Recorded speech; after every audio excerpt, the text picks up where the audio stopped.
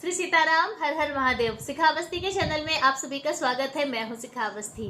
सावन का महीना अब पूर्ण होने वाला है। सावन का अंतिम सोमवार भी आ गया। तो आज इस वीडियो में हम जानेंगे कि सावन के अंतिम सोमवार में भगवान भोलेनाथ की किस प्रकार से पूजा अर्चना करनी है, किन नियमों का हमें विशेष रूप से पालन करना है, माता पार्वती को हमें किस प्रकार से उनका आशीर्वाद, उन्हें प्रसन्न करने के लिए कौन सी वस्तुएं उन्हें हमें अर्पित करनी है, और उसके साथ ही एक ऐसी वस्तु के विषय में हम जानेंगे जिसका शिव पुराण, लिंग पुराण और अग्नि पुराण में ऐसा वर्णन आता है कि उस वस्तु के बगैर भगवान भोलेनाथ की पूजा अधूरी मानी जाती है।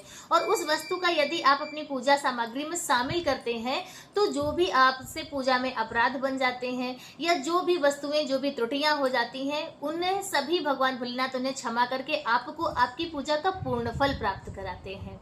और एक विशेष महा उपाय के विषय में भी जानेंगे, जिस उपाय को बाबा अमरनाथ के मुख्य पुजारी जी ने अपने श्रीमुख से बताया है। तो वही उपाय हम आप सभी के साथ में शेयर करेंगे। तो वीडियो बहुत महत्वपूर्ण है, पूरा देखिएगा। अच्छा लगे तो लाइक कमेंट शेयर कीजिए। चैनल पर यदि पहली बार आए हैं तो चैनल को सब्सक्राइब कीजिए।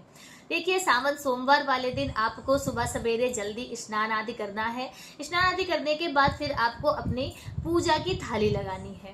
पूजा की थाली में आपको कुछ वस्तुएं मुख्य रूप से जरूर शामिल करनी है, जैसे कि भगवान भोलेनाथ के लिए साफ स्वच्छ जल ले लीजिए, पंचामृत रख लीजिए और गंगा जल रख लीजिए, चंदन, अक्षत और 5 प्रकार के धान आपको भगवान भोलेनाथ की पूजा में जरूर शामिल करने हैं। और इसके साथ ही 21 बिल्व पत्र, 21 दुर्वा दल, इन सारी वस्तुओं को आपको अपनी पूजा थाली में जरूर रखना है। और इसके साथ ही आपको माता पार्वती को अर्पित करने के लिए श्रृंगार की सामग्री, एक नारियल और मीठा पान। भगवान भोलेनाथ को भी आज के दिन आपको मीठा पान जरूर अर्पित करना है। तो देखिए, आप श्रृंगार की सामग्री यदि बहुत ज्यादा नहीं तो आप मुख्य वस्तुएं ले लीजिए, जैसे कि महावर हो गया, मेहंदी, चूड़ी, बिंदी, सिंदूर।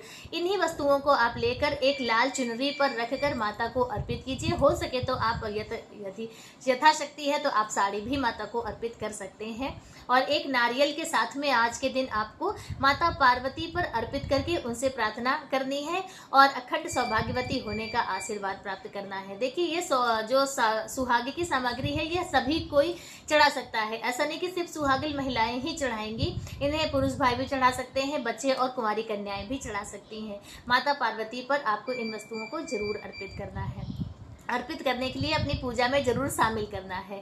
ठीक है, अब हम जान लेते हैं कि किस प्रकार से और किन नियमों का आपको पालन करना है। देखिए, सावन के अंतिम सोमवार में आप अपने घर के जो भी आसपास शिवलिंग हो, मतलब शिवालय में जाकर ही आप आज के दिन पूजा करें। यदि आप शिवालय नहीं जा सकते हैं तो अपने घर पर आप पार्थिव शिवलिंग बनाकर पूजा करें।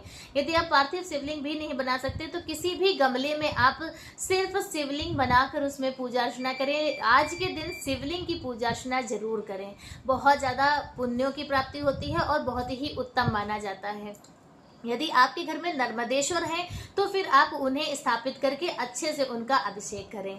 और जब उसके बाद आज के दिन आपको जब भगवान को अर्पित करेंगे सामान, तो आप जैसे कि 21 बिल्व पत्र इत्यादि जो भी आप ले जाएंगे वह आपको शिवलिंग पर अर्पित करना है, भगवान का आशीर्वाद प्राप्त करना है। और देखिए, समी पत्र से भगवान भोलेनाथ बहुत ज्यादा प्रसन्न होते हैं और इसके साथ ही आरोग्यता के लिए समी पत्र भगवान भोलेनाथ पे जरूर चढ़ाना चाहिए। यदि आपके घर में कोई है जो बहुत दिनों से बीमार है, तबीयत उसकी ठीक नहीं हो पा रही है या कुछ ना कुछ बीमारी लगी रहती है, तो इसलिए आरोग्यता के लिए, रोगों को के नाश के लिए भगवान भोलेनाथ पर आप 21, 51 या 108 की संख्या में समी पत्र जरूर अर्पित करें। बहुत ही ज्यादा अच्छा और पुण्य फल आपको प्राप्त होगा। जो भी व्यक्ति बीमार है, देखिएगा वो बहुत जल्द बाबा की कृपा से ठीक हो जाएगा। तो यह वस्तुएं आपको सोमवार वाले दिन जरूर बाबा पर अर्पित करनी है। अब हम जान लेते हैं उस वस्तु के विषय में जिसके द्वारा कहते हैं कि उस वस्तु को यदि आप शामिल नहीं करते हैं तो वह बाबा भोलेनाथ की पूजा आपकी अधूरी मानी जाती है। ऐसा वर्णन आता है शिव पुराण में, लिंग पुराण में और अग्नि पुराण में। तो वह वस्तु है गूगल गंधा। आप जानते होंगे जैसे कि गूगल लुभान आता है, गूगल गंधा आता है, तो वह आप गूगल गंधा ले लीजिए और शुद्ध गाय के गोबर के बने हुए उपले में गाय के ही घी में मतलब उन उपलों को घी में डुबोकर जलाएं और फिर उन्हीं में आप गूगल गंध की धूप भगवान भोलेनाथ पर धूप कीजिए। कहते हैं कि बाबा भोलेनाथ इस धूप से बहुत ज़्यादा प्रसन्न होते हैं। किसी भी तरह का कोई त्रुटि, कोई अपराध आपका पूजा में हो गया है, उसे सब क्षमा करके पूर्ण फल प्राप्त कराते हैं। तो आप सोमवार की पूजा में गूगल गंध जरूर आप भगवान भोलेनाथ पे जलाएं। और यदि आपको जैसे नहीं प्राप्त हो पा रहा है तो आप फिर किसी अच्छी कंपनी का जैसे पतंजलि इत्यादि का आप धूप ले आइए, गूगल की धूप ले आइए और वही धूप आप कर दीजिए। कुछ ना करने से थोड़ा कुछ करना अच्छा होता है। जैसे बिल्कुल ही कोई दूसरी धूप जलाने से अच्छा है कि आप धूप ही जला दें। वैसे यदि हो सके तो आप यदि यह कार्य करते हैं कि गोबर के में गाय के गोबर के जो बने हुए उपले होते हैं उसमें गाय के ही घी से आप यदि गूगल की गंध भगवान भोलेनाथ पे करते हैं तो आपकी सकल मनोरथ पूर्ण होंगे और बाबा भोलेनाथ आपसे बहुत ज़्यादा प्रसन्न होंगे। तो यह वस्तु आप अपनी पूजा में ज़रूर शामिल करें। और फिर अब जान लेते हैं उस महा उपाय के विषय में जो आपको आज के दिन सोमवार वाले दिन प्रदोष काल में इस उपाय को करना है। प्रदोष काल के समय आप भगवान भोलेनाथ के शिव मंदिर जाएं। मंदिर में ही आपको इस उपाय को करना है। तो मंदिर में जाएं, 4 मिट्टी के दिए ले लें और उन दियों को घी से भर लीजिए। छोटे छोटे दिए लीजिएगा ताकि वो सभी जो दिए हैं वो भरे हुए हों और उनमें आप बत्ती रखकर उन चारों दियों को भगवान भोलेनाथ के पास आपको जलाने हैं।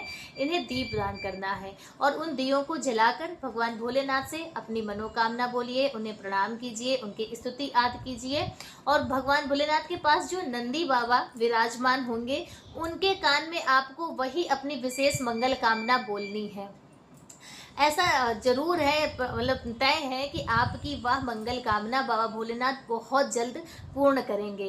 वैसे भी हमारे शास्त्रों का ऐसा मानना है, ऐसा कहना है कि सावन की महीने की जो पूजा होती है ना वो बहुत जल्द फलदायी होती है, बहुत जल्द हमें उसका फल प्राप्त होता है। तो यह जो महा उपाय है अपनी विशेष मंगल कामना की पूर्ति के लिए आप इस उपाय को कर सकते हैं। बाबा भोलेनाथ माता पार्वती का आशीर्वाद आप सभी पर सदैव बना रहे। आप सभी की मंगल कामनाएं जरूर पूर्ण हो और यह सावन का महीना फिर से इसी तरह से और ज्यादा हर्षोल्लास के साथ आपके जीवन में आए। इन्हीं सब मंगल कामनाओं के साथ में श्री सीताराम, हर हर महादेव।